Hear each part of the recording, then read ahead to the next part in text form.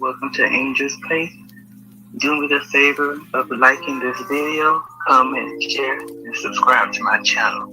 So tonight we're coming with a story time about how the homie wanted his husband back. So we'll give these two people names. One will be named Nick and the other will be named Sam. So Nick and Sam, they met in prison.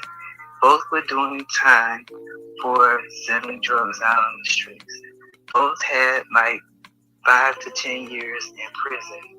They met as roommates. They shared a room together. They shared a lot of information together and they became very close. They started to do a lot of things together. Well, eventually they became lovers. And at this particular time, they found out that they were from the same neighborhood. Now, Nick had 10 years and Sam had 15 years. So during their time in prison, Nick ended up getting a pen pal that was from the same neighborhood in which he came from. So he started writing this lady and they became close. She started to come and visit him and she would come on a regular basis. Now at this time, Sam began to get a little jealous of the situation. But Nick really didn't care about it because Nick knew that it was almost time for him to come back home. So Nick eventually got out of prison. He went with the lady to her house. They got married. He started working and started doing some side hustling. So Sam was still in the penitentiary and he couldn't wait to come home to be with Nick again. Little did he know, Nick had moved on with his life. So Sam got out of the penitentiary.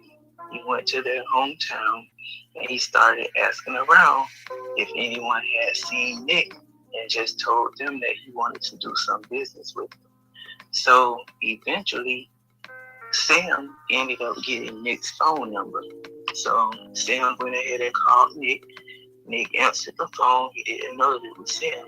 So Sam told him, "Hey, I'm out. I want to come and see you." So Nick got really angry and he was like, "Hey, that's over with. Don't come by my house. Don't ask about me. Don't look for me. Just leave me alone." So Sam was a little distraught because he wanted to continue what they had in prison. So one night, Sam went to Nick's home and knocked on the door.